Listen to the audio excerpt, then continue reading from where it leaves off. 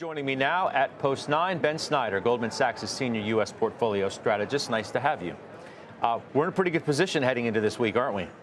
Yeah, it looks pretty good. I think it's really important to notice, amid all of the talk of AI and all of the talk of macroeconomic volatility, how strong earnings have been this year. We've had 12% earnings growth in the first half of the year. The S&P 500 is now up about 16 or 17%, so most of that has been driven by earnings. And here we are stepping into the biggest week of the third quarter earnings season. Yeah, how do you think it's all going to go down this week? Do we finish the week feeling even better? I think so. We do. I think so. If we look at the mega cap tech stocks, we have 5 of those Magnificent 7 report this week. In the first quarter of the year, they grew earnings by 30%. In the second quarter of the year, they grew earnings by 30% again.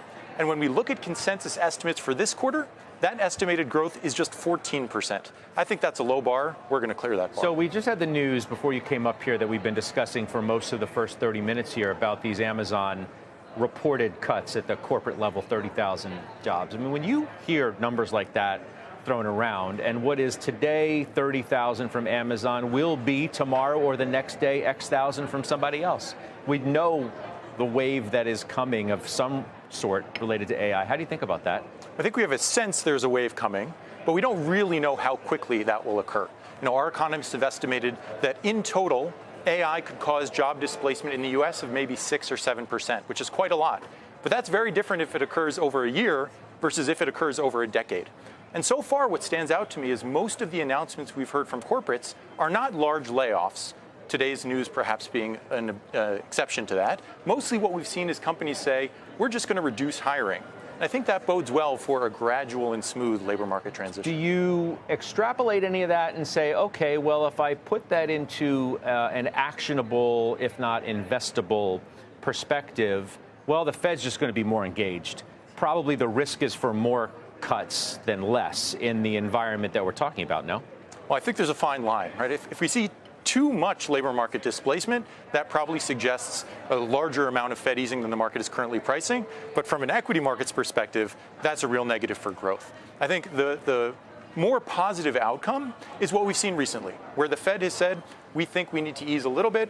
We're going to stay on course with that. And because there's really a dearth of labor market data these days, I think it's very likely they continue along that path, including a cut this week. So you and David Kostin have a target of 7,200 by mid-26. What could go wrong? We always talk about what goes right? Where economy's good, rates are coming down, earnings are going to be strong, we're going to get these trade deals, CapEx through the roof, AI's this transformational force. What could go wrong? Well, a couple points. First, as an equity investor, one is supposed to ask what could go right, so I think that's the right pose. Second, what stands out to me is when I look at broad institutional investor positioning, it's surprisingly constrained for a market that's at an all-time high, for a PE multiple that is fairly high relative to average. So, for example, when we look at the Goldman Sachs prime brokerage data, hedge fund leverage is actually at roughly the 30th percentile of the last few years. And likewise, on our trading desk flows, mutual funds have mostly been selling for the last couple weeks. So, although it seems like the market is embedding a lot of optimism, what we see in the positioning data is actually still a lot of skepticism, which I think supports that view the market can keep climbing from here.